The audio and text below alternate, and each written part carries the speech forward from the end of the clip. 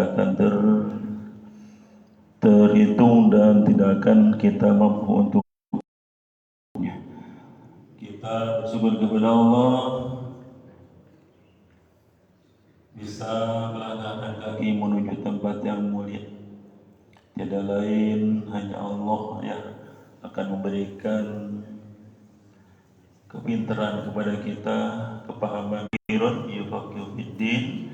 Barang siapa Allah memberikan yang mendapat kebaikan, Allah akan paham dalam agama. Seperti hal ini Allah berikan kebaikan kepada kita, bertemu dengan wajah-wajah yang soleh para asatid, insyaallah akan mendapatkan petunjuk, mendapatkan kebenaran, mendapatkan kepintaran dalam agama karena mendapatkan ilmu. Insyaallah pada pagi hari ini kajian suruh pekan pertama berjudul apa tuh? Muhammad sallallahu alaihi wasallam di mata tokoh dunia. Subhanallah. Kita beruntungnya punya Nabi sebagai umatnya, Nabi Muhammad sallallahu alaihi wasallam. Mudah-mudahan kita mendapatkan syafaat dari beliau. Amin ya rabbal alamin. Kita bacakan dulu surat Al-Fatihah. Mudah-mudahan Allah memberikan keberkahan kepada kita.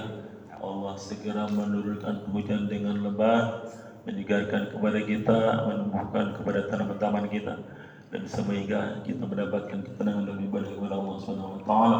Liridaillahi taala. Al-Fatihah. A'udzu billahi minasyaitonir rajim. Bismillahirrahmanirrahim. Alhamdulillahirabbil alamin. Arrahmanir rahim. Maliki yaumiddin. إياك نعبد وإياك نستعين اهدنا الصراط المستقيم صراط الذين أنعمت عليهم غير المغضوب عليهم ولا الضالين. Selanjutnya akan mengabarkan Muhammad SAW di mata tokoh dunia yang akan disampaikan oleh Ustaz Wujud Al-Islami. Waktu dan tempat dipersilahkan.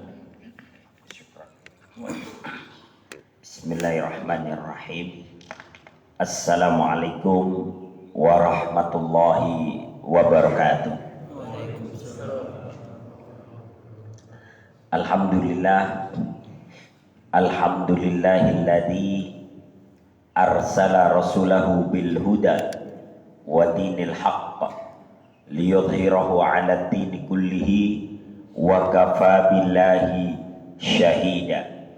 Asyhadu an la ilaha illallah wahdahu la syarikalah wa asyhadu anna Muhammadan abduhu wa rasuluhu la nabiyya ba'da.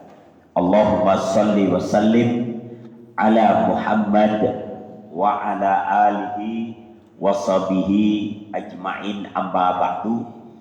Bapak-bapak yang dirahmati Allah Subhanahu wa taala, alhamdulillah pagi hari ini kita mengawali kehidupan kita dengan beribadah, bermunajat kepada Allah Subhanahu wa taala, dilanjutkan dengan mendengarkan tausiah sampai waktu syuruk tiba.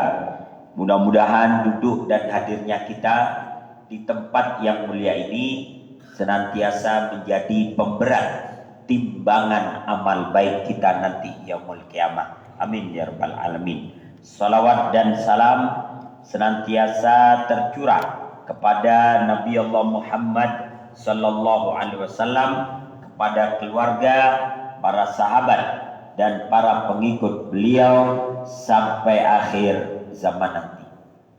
Bapak-bapak yang dirahmati Allah Subhanahu wa taala, tema kita pagi hari ini adalah Muhammad sallallahu alaihi wasallam di mata tokoh dunia.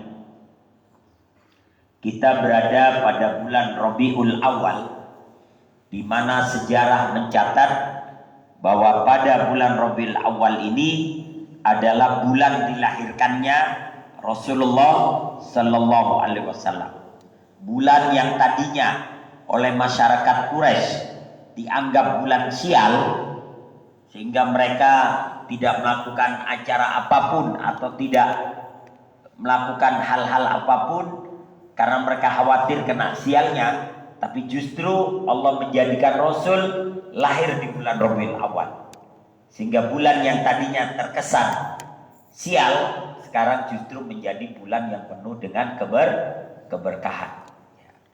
Nah, kemudian tema kita tidak membahas tentang kelahiran Rasulullah Sallallahu Alaihi Wasallam.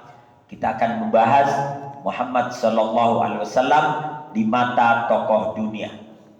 Di hadapan kita ini ada sebuah buku yang diterbitkan pada tahun 1978. Ya, ini kayaknya bapak-bapak masih muda ini ya. 1978. 1978 tuh usia saya baru 3 tahun, Pak. Ya, baru 3 tahun.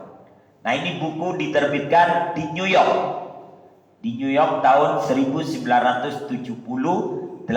Penulisnya adalah Michael Hart.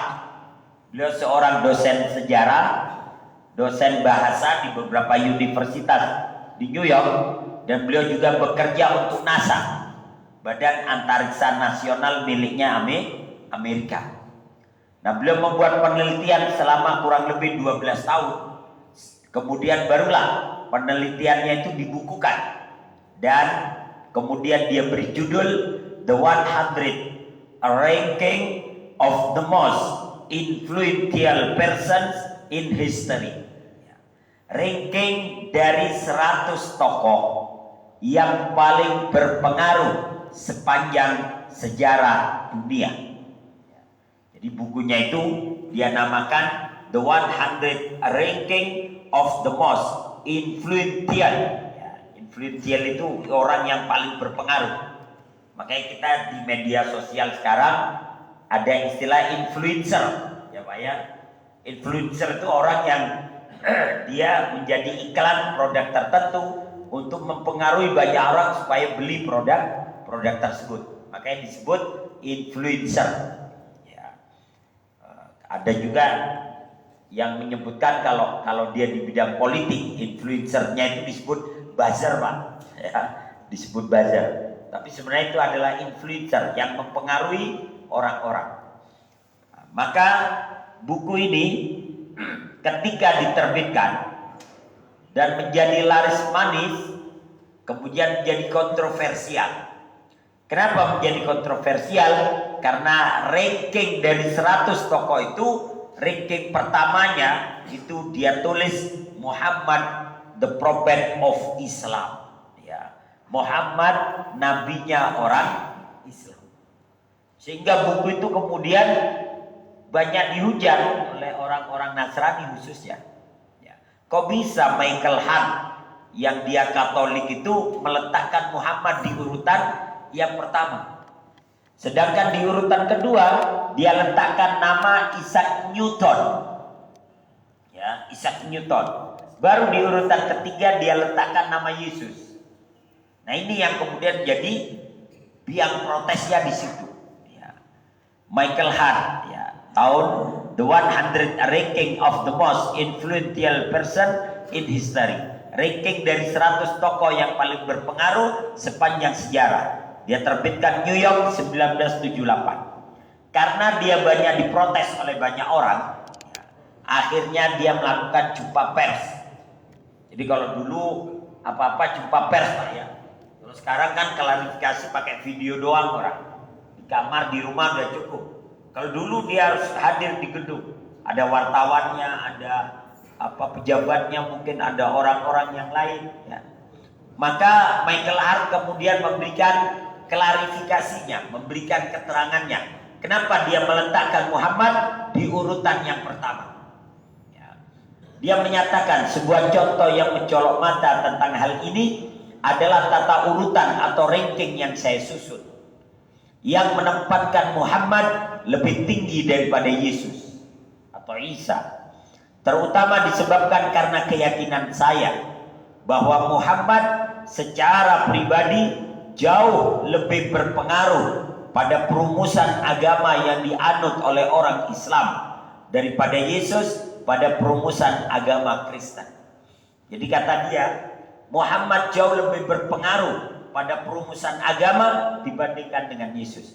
Contohnya kata Michael Hart, mana ada agama yang pagi-pagi buta umatnya sudah beribadah kalau bukan agamanya Muhammad. Dan umatnya itu bangun.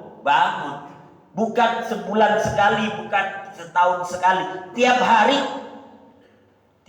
agama mana yang pagi-pagi buta umatnya sudah beribadah. Ya. Di saat mungkin umat-umat yang lain jam 2 pagi, jam 3 pagi masih mabok di bar, masih mabok di diskotik, umat Muhammad sudah ibadah. Tahajud Pak ya. Tahajud kita mandi pagi ya, pakai wawangian rapi ya. Nanti jam, apalagi sekarang subuh jam 4.23, kita jam 4 udah siap-siap, udah mandi, sudah rapi, berangkat ke masjid, gelap-gelap. Yang lain sedang terlelap tidur, ngorok ya. Kita bangun itu umat Muhammad ya. Umat Muhammad. Agama mana yang pagi-pagi buta umatnya sudah beribadah, dan itu orang hadir ke masjid ya. Orang hadir. Inilah pengaruh agama Muhammad. Kemudian kata Michael Hart, kau lihat itu orang-orang yang datang ke Mekah, tiap tahun mereka tumpah ruah itu ke Mekah. Setiap musim haji mereka datang. Tiap harinya mereka datang untuk umroh ya. Bayar mahal, berjubel-jubelan, malah kadang antri Pak ya. Kalau Jakarta itu kalau nggak salah ngantrinya udah 15 tahun Pak. Jadi daftar sekarang 15 tahun lagi baru berangkat ya. Makanya kalau punya duit Bapak, punya anak umur 3 tahun, daftarin aja udah haji, biar nanti 15 tahun kira-kira usia dia 20 tahun udah bisa berangkat ya. Ini baru 60 tahun baru daftar, berangkatnya tahun usia 75 nanti ya. Tapi biasanya tua-tua didahulukan. Kata Michael Hart, agama mana orang yang tumpah ruah, mereka tinggalkan bisnisnya itu 40 hari, mereka tinggalkan tuh aktivitas dunianya 40 hari hanya untuk berhaji, bayar mahal dan sebagainya ya. Kemudian orang berangkat ke Vatikan atau berangkat ke Yerusalem tidak sebanyak orang-orang berhaji ya. Tidak sebanyak orang-orang berhaji. Bahkan yang berangkat haji itu umat Muhammad nggak harus kaya, nggak harus kaya. Yang miskin pun berangkat haji kok. Kenapa? Mereka punya niat, punya tekad, sehingga mereka berangkat dengan keajaiban Tuhan mereka begitu. Coba yang berangkat haji kan tidak mesti orang kaya. Ada tukang becak berangkat haji yang plus lagi, yang 300 jutaan Pak. Ya kalau Allah menghendaki ya bagaimana? Ada orang berangkat haji ya, dia tukang sampah ya, berangkat haji yang plus yang 100 jutaan. Kalau Allah menghendaki berangkat. Makanya kemudian dia dijuluki haji kosasi. Jadi haji ongkosnya dikasih ya. Ya, orang haji banyak caranya. Ada haji abidin, jadi haji atas biaya dinas ya. Ada haji Abu Bakar, jadi haji atas budi baik Golkar ya. Ada haji Mansur, jadi haji karena halaman digusur ya. Ada haja Hasanah, jadi haja hasil jual sawah dan tanah ya. Kemudian yang penting jangan haja Salama, jadi haja karena saingan sama sebelah rumah ya, jangan. Orang berhaji itu luar biasa, nggak cuma kaya, miskin pun berangkat ya. Mak-mak jual kangkung aja berangkat haji Pak. Tetangganya heran, cuma jual kangkung berangkat haji. Wah heran, nggak taunya sama kebun-kebunnya dia jual ya. Tapi yang penting berangkat. Ini kata Michael Hart, pengaruh agama Muhammad jauh lebih mendalam ketimbang pengaruh yang ada pada agama Nasrani. Ini kata Michael Hart. Maka saya letakkan Muhammad di urutan yang pertama. Kemudian kata Michael Hart, jatuhnya pilihan saya kepada Muhammad untuk memimpin di tempat teratas dalam daftar pribadi-pribadi yang paling berpengaruh di dunia ini mungkin mengejutkan beberapa pembaca. Mungkin pula dipertanyakan oleh yang lainnya. Tetapi dia Muhammad memang satu-satunya orang dalam sejarah yang telah berhasil secara unggul dan agung, baik dalam bidang keagamaan maupun dalam bidang keduniaan. Jadi dia mengakui Rasulullah itu berhasil tidak cuma di bidang agama, tapi di bidang dunia. Kemudian apa kata Michael Hart? Kau lihat itu bangsa Arab. Tahun 1600-an, bangsa Arab itu masih penggembala kambing. Ya. Masih penggembala kambing, masih penggembala onta. Tapi kau lihat sekarang di 1978, bangsa Arab itu sekarang menjadi tuan-tuan, ya. Menjadi orang-orang kaya, menjadi negara petrodolar. Bahkan tingkat kemakmuran di Timur Tengah itu jauh lebih tinggi ketimbang negara-negara Eropa lain. Ya. Karena di Timur Tengah itu Pak ya, baik itu di Saudi, di Qatar, Kuwait, Oman, Bahrain, ya, itu sekolah dari TK sampai S3 gratis Pak. Kemudian kesehatan juga sama, bahkan orang mati aja disumbang gitu. Maksudnya orang mati aja dapat sumbangan, dapat biaya lah. Bahkan kayak Saudi itu bangsa lain pun yang sekolah di sana dikasih uang saku Pak. Ya, jadi anak-anak kita yang sekolah di Saudi itu, khususnya di sekolah Madinah maupun di mana, itu dapat uang saku sebulannya 840 real kalau nggak salah. Ya. Itu kalau diuangkan hampir 5 juta Pak. Bisa artinya bisa membiayai orang lain. Dan di sana orang nganggur aja dibayar gitu istilahnya.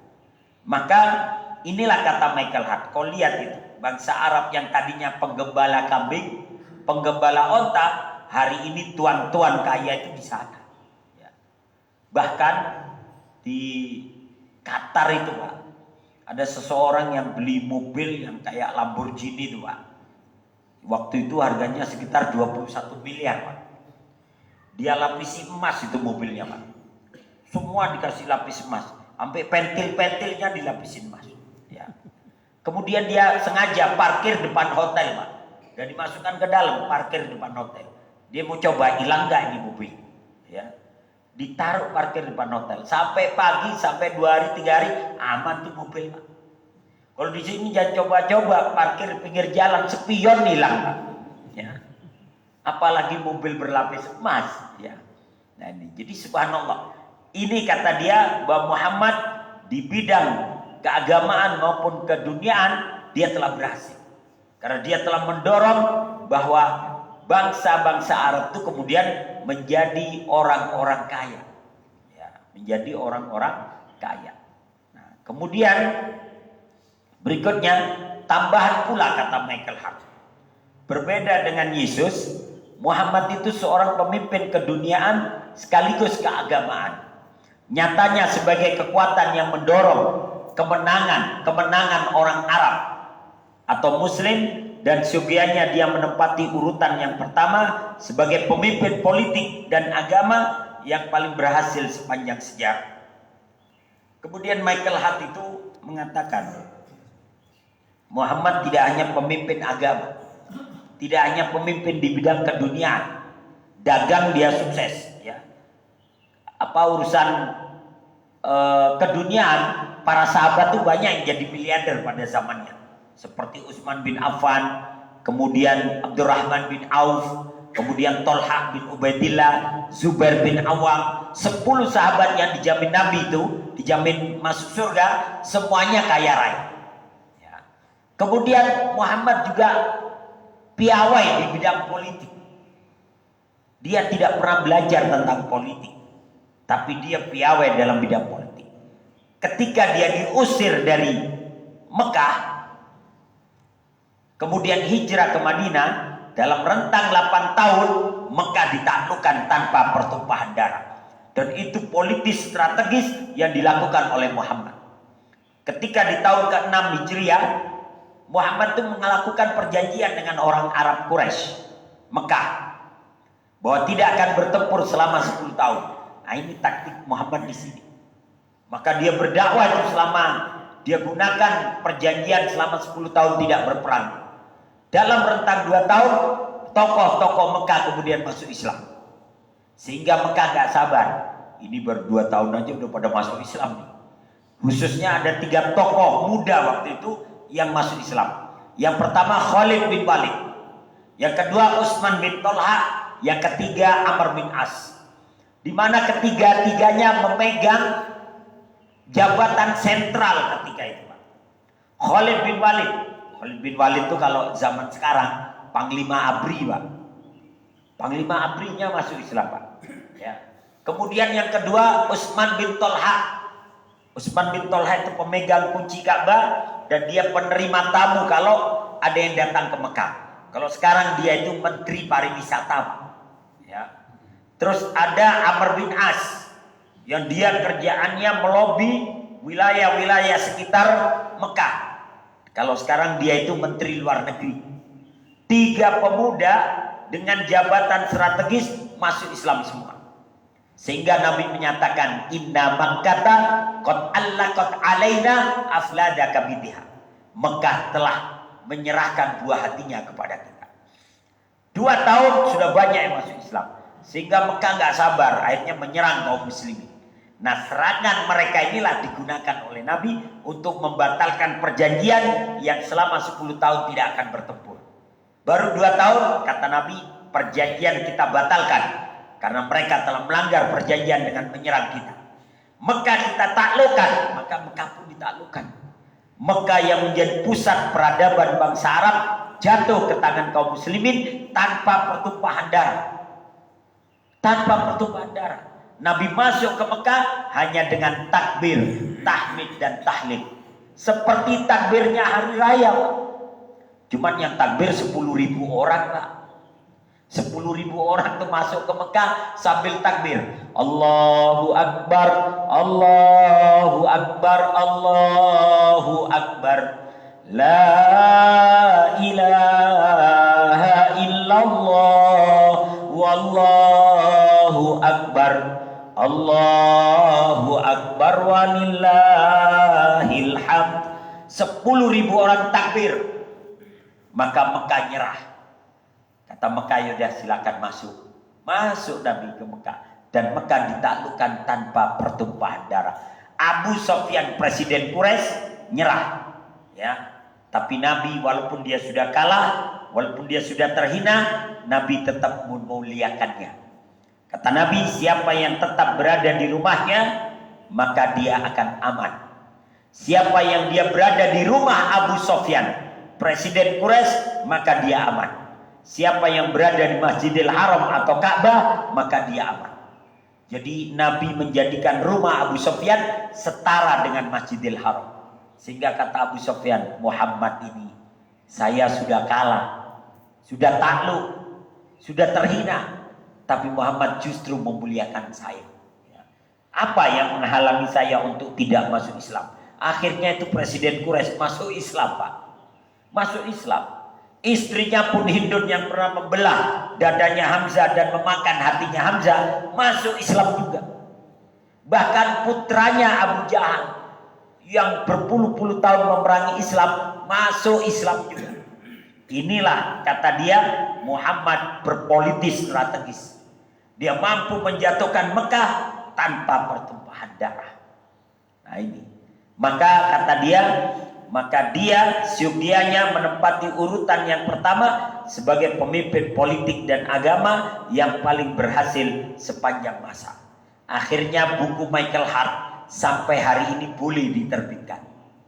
Dan apa yang terjadi di Amerika, gelombang Islamisasi itu luar biasa. Saya ada kawan yang bertugas di sana jadi imam. Hampir dalam setahun itu, Pak, 20.000 orang masuk Islam. 20.000 orang setiap tahunnya masuk Islam. Sehingga di tempat dia mengimami itu, orang-orang yang ikut sholat duhur, ikut sholat maghrib, isya dan yang lain, itu sampai pakai HP, Pak, pakai earphone, Pak. Karena nggak hafal mereka bacaan Subhana rabbiyal azim, Subhana rabbiyal a'la. Jadi mereka pakai itu. Jadi mereka sambil dengerin, mereka ikutin. Kenapa? Ya mereka nggak tahu bahasa Arab. Alif segede pintu aja nggak tahu. Ya. Jadinya mereka pakai Fatihah, mereka ikutin tuh. Bismillahirrahmanirrahim, pakai earphone. Ya. Untuk awal-awal nggak apa-apa lah, tapi nanti jangan kelamaan pakai earphone terus gitu ya. Karena apa? Karena saking banyaknya orang masuk Islam, tapi mereka belum hafal bacaan sholat. Tapi mereka semangat untuk sholat. Nah inilah gelombang Islamisasi. Sampai ada di Amerika itu ada namanya Yusuf Estes. Yusuf Estes ini mantan pendeta, ketua pendeta. Akhirnya masuk Islam juga. Dan dia mengislamkan ribuan orang. Nah ini artinya apa? Inilah yang disebutkan oleh Nabi, la yablughanna hadzal amr ma balaghal lailu wan nahar. Agama ini akan menempuh jarak yang bisa ditempuh oleh malam dan siang. Di mana ada malam, di situ ada Islam. Di mana ada siang, di situ ada Islam. Kemudian Nabi menyatakan, ma tarakallahu min madarin wala wabarin illa adkhalahu Allahu hadzal din. Dan tidaklah ada perumahan, tidak ada rumah di kota-kota besar, bahkan di pelosok-pelosok desa, kecuali agama ini akan masuk ke dalam pintu-pintu mereka. Dan apa yang disebutkan oleh Nabi bahwa agama ini akan masuk ke kota-kota besar, bahkan sampai ke pelosok-pelosoknya, hari ini terbukti, Pak. Melalui apa? Melalui ini, Pak. Sekarang di tiap pintu-pintu rumah itu dakwah-dakwah Islam itu masuk melalui video-video pendek, melalui TikTok, melalui apa, dakwah itu ada. Walaupun hanya kurang dari 1 menit, tapi selalu ada dakwah. Bahkan sering terjadi perdebatan antara muslimin dengan yang non muslim di TikTok ataupun dimanapun, sehingga itu menimbulkan wawasan baru ya. Dan kemudian banyak orang-orang yang kemudian masuk Islam. Nah kemudian menurut survei bahwa jumlah manusia ini, jumlah keseluruhan adalah 3,5 miliar. Jadi jumlah manusia itu 3,5 miliar. Yang 2 miliar itu sekarang muslim semua. Dulu muslim cuma 1 miliar, sekarang sudah 2 miliar. Berarti 1,5 miliarnya lagi itu dibagi beberapa agama. Yang 2 miliar, 2/3 dari penduduk dunia sudah muslim ya. Maka jangan heran kalau gelombang Islamisasi di negara-negara Eropa atau dimanapun itu sedang terjadi ya. Dan itu yang disebutkan oleh Nabi, la yablughanna hadzal amr. Agama ini akan menembus sejauh jarak yang bisa ditempuh oleh malam dan siang. Kemudian ada seorang tokoh dari India, namanya Mahatma Gandhi. Dia pernah menulis dalam sebuah komentar di sebuah buletin yang bernama Young India. Dia mengatakan, pernah saya bertanya-tanya, siapakah tokoh yang paling mempengaruhi manusia? Saya lebih dari yakin bahwa bukan pedanglah yang memberikan kebesaran pada Islam pada zamannya, tapi ia datang dari kesederhanaan, kebersahajaan, kehati-hatian Muhammad, serta pengabdian luar biasa kepada teman dan pengikutnya. Tekadnya, keberaniannya, serta keyakinannya pada Tuhan dan tugasnya. Semua ini dan bukan pedang menyingkirkan segala halangan. Ketika saya menutup halaman terakhir volume kedua biografi Muhammad, saya sedih karena tidak ada lagi cerita yang tersisa dari hidupnya yang agung. Ini pernyataan Mahatma Gandhi. Hampir kebanyakan Pak, tokoh-tokoh besar itu pernah membaca sejarah Nabi Muhammad. Bahkan Hitler pun itu pernah membaca sejarah Nabi. Bahkan Napoleon Bonaparte itu juga membaca sejarah Nabi. Kenapa? Mereka penasaran, kok bisa ini Muhammad? Kan Muhammad itu penggembala kambing. Kok bisa dia mengalahkan Persia dan Romawi? Ya, Muhammad ini cuma penggembala kambing. Kok bisa dia menaklukkan Mekah tanpa pertempuran? Muhammad ini cuma penggembala kambing. Tapi kok bisa dia menciptakan seorang miliarder sekelas Utsman bin Affan atau Abdurrahman bin Auf? Itu yang dipelajari. Sehingga tidak sedikit cara-cara Nabi memimpin itu dicontoh oleh banyak orang. Rasul itu kan orangnya humble, Pak. Humble itu gimana ya? Yes, mudah bergaul, ketemu orang, senyum, sapa, salam, ya. Dan tidak angkuh. Pakaian Nabi juga sama dengan yang dipakai oleh sahabat-sahabat yang lainnya. Beliau tidak punya baju kebesaran khusus, ya. Beda sama pejabat, beda dengan paus misalnya. Mereka punya baju khusus itu. Tapi Nabi sama pakaiannya, ya. Pakaiannya sama dengan yang dipakai oleh para sahabat. Nah, ini. Kemudian ada seorang pejabat Inggris yang dulunya beliau seorang profesor, doktor, dan mengajar di beberapa universitas sampai akhirnya dia jadi pejabat karena dia adalah anggota kerajaan Inggris. Namanya Sir George Bernard Shaw. Sir George Bernard Shaw. Dia menulis buku The Genuine Islam, Islam Sejati. Dia menulisnya pada tahun 1936. Kita masih dijajah Belanda, Pak. 1936 kita masih dijajah Belanda. Belanda itu menjajah kita dari tahun 1592 sampai 1942. Nah, 1936 kita masih dijajah Belanda. Sir George Bernard Shaw sudah menulis buku dan dia meramalkan bahwa Islam akan menguasai Inggris. Ya. Dia menyatakan dalam bukunya itu tahun 1936, jika ada agama yang berpeluang menguasai Inggris bahkan Eropa beberapa ratus tahun dari sekarang, Islamlah agama tersebut. Saya senantiasa menghormati agama Muhammad karena potensi yang dimilikinya. Ini adalah satu-satunya agama yang bagi saya memiliki kemampuan menyatukan dan merubah peradaban. Saya sudah mempelajari Muhammad, sesosok pribadi agung yang jauh dari kesan seorang antikristus. Jadi Muhammad itu bukan anti Yesus, bukan antikristus. Justru dia meluruskan kedudukan Yesus yang sebenarnya. Ya. Dia harus dipanggil sang penyelamat kemanusiaan. Saya yakin apabila orang semacam Muhammad memegang kekuasaan tunggal di dunia modern ini, dia akan berhasil mengatasi segala permasalahan sedemikian hingga membawa kedamaian dan kebahagiaan yang dibutuhkan oleh dunia.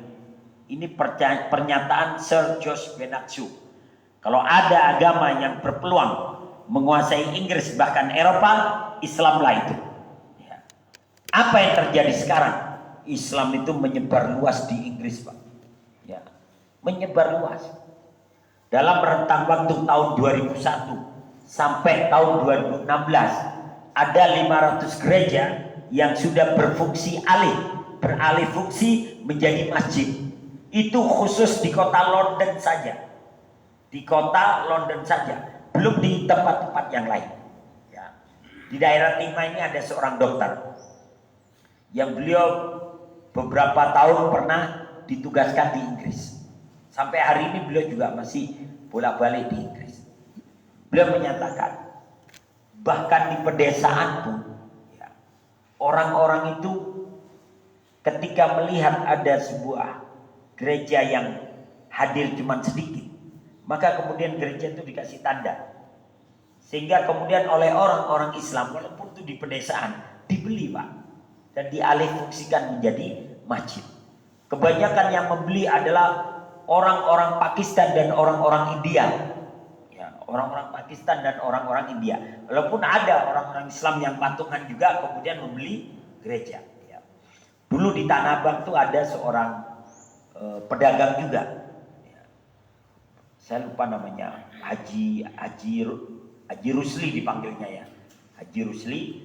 Nah, beliau pernah ke Australia, dibeli itu gereja, Pak, dibeli, dia beli kemudian dialih fungsikan menjadi masjid. Artinya apa? Apa yang diucapkan Sir George Bernard Shaw sekarang benar-benar terjadi.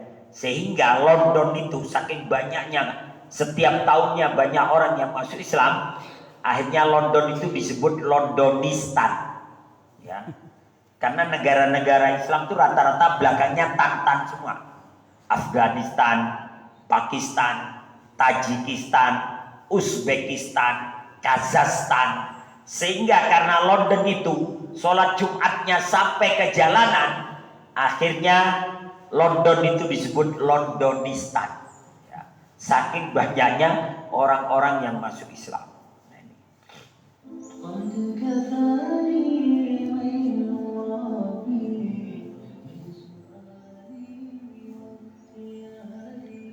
Bahkan ada isu jangan-jangan Pangeran Charles itu juga masuk Islam karena lebih dekat kepada orang-orang Islam gitu.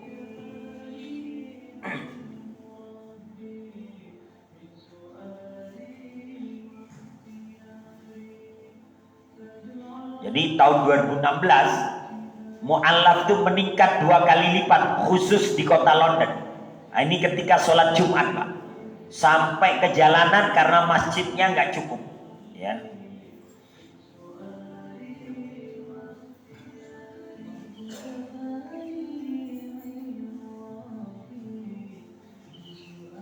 Dan di sana orang pakai cadar itu biasa, Pak. Nggak dicurigai, nggak ditakuti, ya. Ini sholat Jumat sampai ke jalanan. Kalau Idul Fitri jangan ditanya lagi, ya. Kalau Idul Fitri jangan ditanya lagi. Nah, inilah fenomena Londonistan. Bahkan ada sebuah judul film yang berjudul Victoria and Abdul. Jadi pada tahun 1700-an itu ada seorang ratu namanya Ratu Victoria. Ratu di Inggris itu Ratu Victoria, di mana dia lebih percaya kepada pelayannya yang muslim daripada yang bukan muslim. Kenapa ketika ditanya Ratu Victoria, kenapa Anda lebih percaya kepada yang muslim daripada yang nggak muslim? Karena saya lihat yang muslim itu nggak pernah mabok, nggak pernah minum minuman keras, nggak pernah berjudi, nggak pernah main perempuan, nggak pernah melakukan hal-halnya tindakan yang asusila ataupun yang hal yang inilah yang haram-haram itu. Makanya saya lebih dekat kepada mereka. Bahkan dia pernah belajar kepada pelayannya yang Abdul tuh, dia belajar bahasa Arab, dia belajar agama Islam, bahkan dia belajar Al-Quran. Sehingga pejabat yang lain khawatir nih kalau ratu masuk Islam bahaya. Akhirnya berpolitiklah mereka. Abdul ini kemudian dikembalikan ke Pakistan, ya, dikembalikan ke Pakistan. Tidak boleh lagi bekerja di istana sampai segitunya karena khawatir. Bahkan dulu ada isu bahwa Lady Diana itu sudah masuk Islam ketika dia dekat dengan Dodi Al-Fayed, seorang pengusaha Mesir itu yang kaya raya. Karena dikhawatirkan muncul di publik, maka dibuatlah seolah-olah kecelakaan dan sebagainya. Wallahu a'lam bishawab. Tapi intinya gelombang Islamisasi baik itu di Inggris ataupun di Eropa sekarang itu luar biasa. Bahkan di Amerika sekarang diizinkan untuk adzan Jumat, khusus hari Jumat sama Ramadan boleh adzan berkumandang. Ya, bahkan bekas reruntuhan gedung WTC dibangun masjid di situ, Islamic Center. Nah, inilah yang disebutkan oleh Sir George Bernard Shaw. Ya.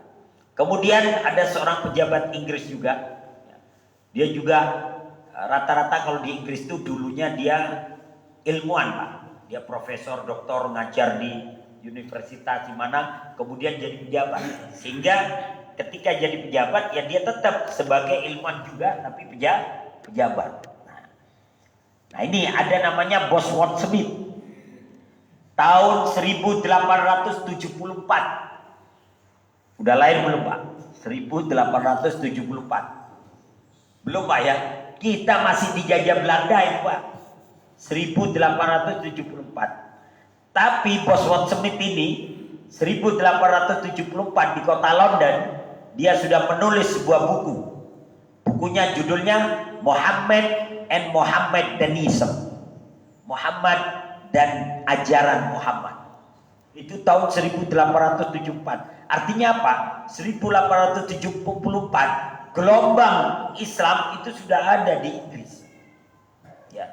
Bahkan kalau kita lihat di tahun 1800-an di video dokumenter, udah banyak orang-orang berjilbab itu di Inggris. Dan mereka adalah para pendatang dari Eropa, dari Pakistan, dari India dan sebagainya. Ya. Bahkan ada yang menyatakan terjadinya pertempuran di Timur Tengah, baik itu di Suriah, di Yaman ataupun di mana. Itu justru kemudian orang-orang Eropa membuka diri. Silakan orang-orang yang pengungsian itu masuk ke Eropa. Sehingga orang-orang Suriah, orang-orang Yaman, orang-orang Pakistan itu masuk sekarang ke Eropa sebagai pengungsi. Justru mereka lah yang kemudian menyebarkan Islam.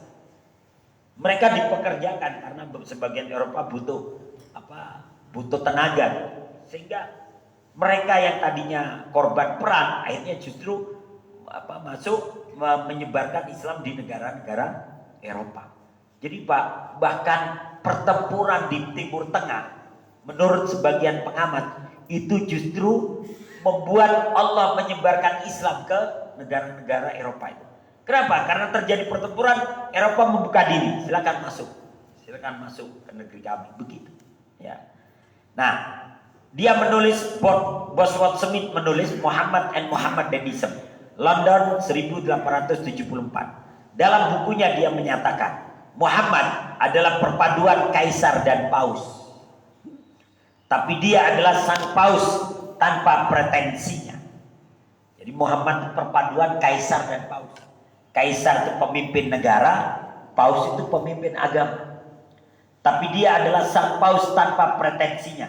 Dia adalah pemuka agama tanpa baju kebesaran. Kalau paus kan ada jubah khusus Pak ya. Ada jubah khusus yang putih itu ya khusus. Kemudian ada mahkotanya. Kemudian ada kalung khususnya. Kemudian ada tongkat secara khusus. Nabi Pak, jubahnya kayak jubah para sahabat. Jubah Nabi gak ada yang mewah. Sorban beliau juga sama. Bahkan kadang Nabi itu bajunya hadiah malah. Ya, hadiah dari para sahabat. Ya. Sorbannya kadang mereknya Casio, kasih orang. Ya. Ada yang mereknya Ratuku, ya. Enggak tuku, enggak beli, ya. Jadi sederhana Nabi. Tongkat beliau juga tongkat kayu biasa. Tidak dibuat secara khusus. Ya.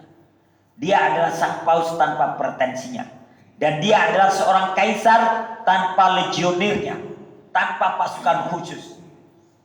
Kalau Kaisar Julius Caesar itu kan dia punya pasukan khusus Pak. Tiap dia keluar dia dikawal.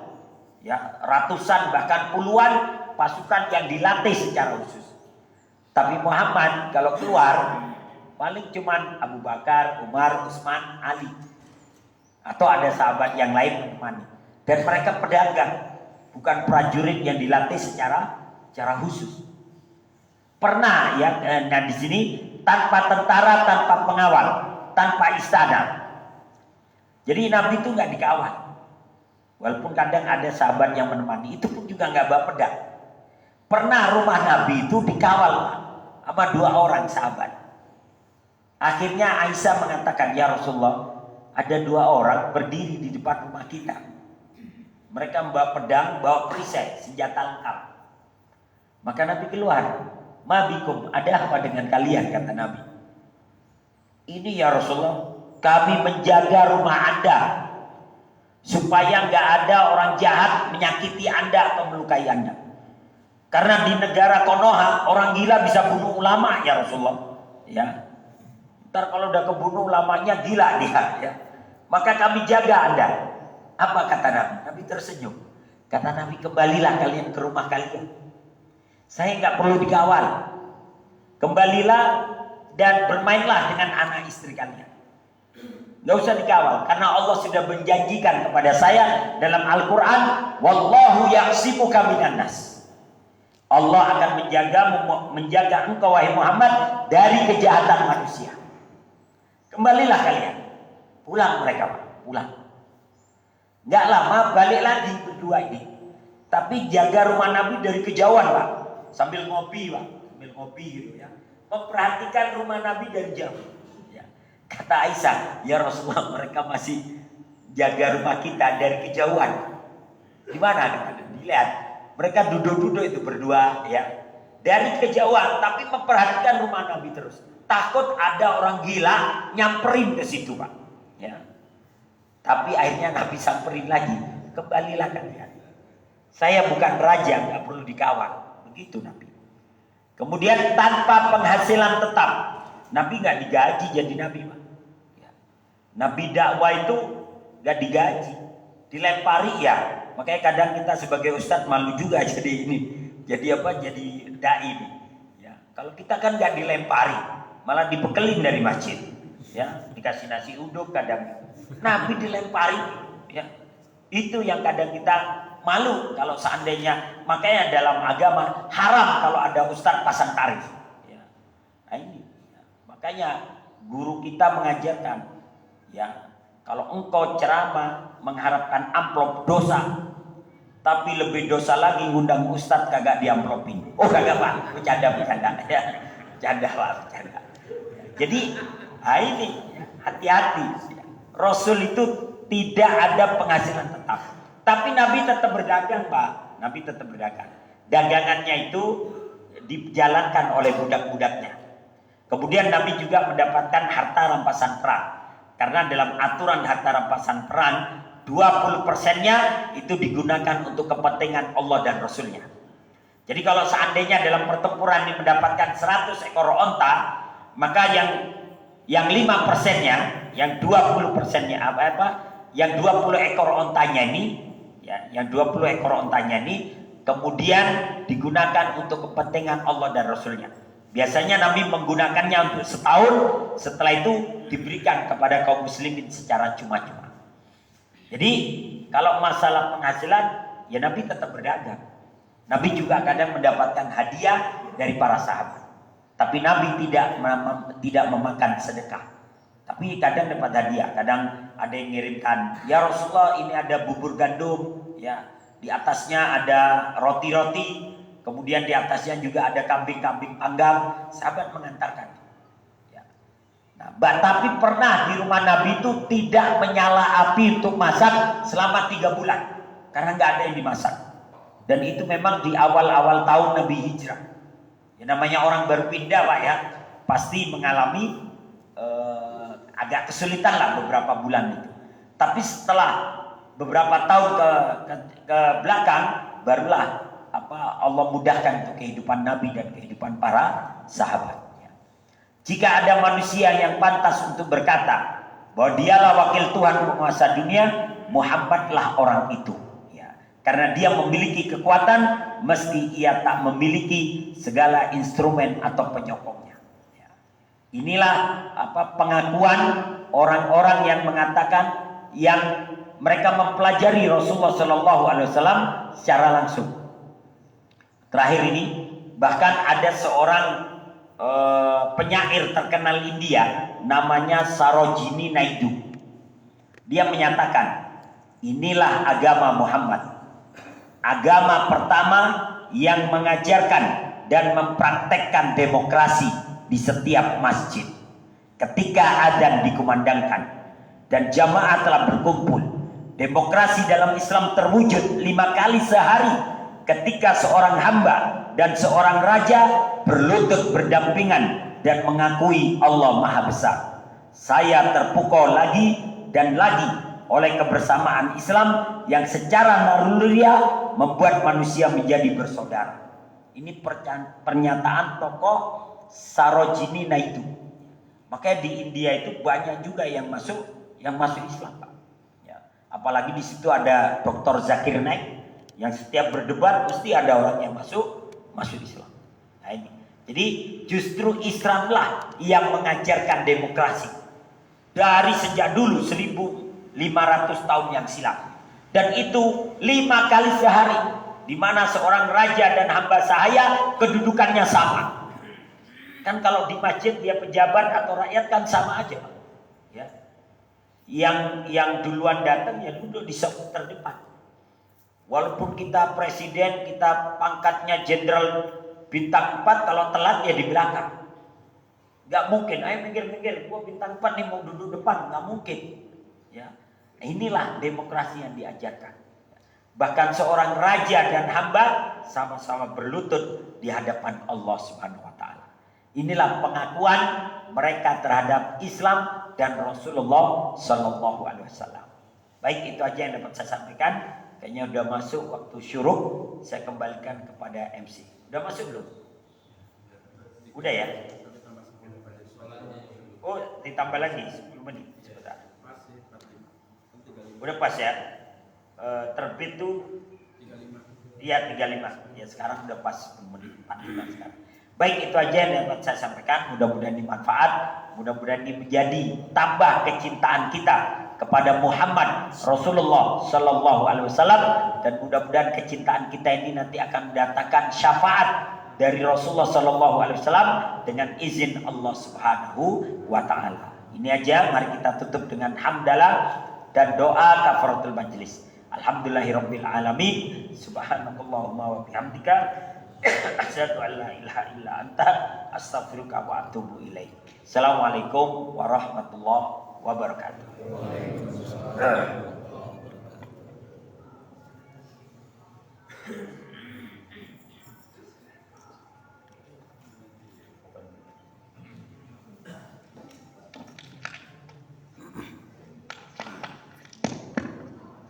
Alhamdulillah, demikianlah penyampaian kajian syuruk pada pagi hari ini yang disampaikan oleh Ustaz Mujahid Al-Islami.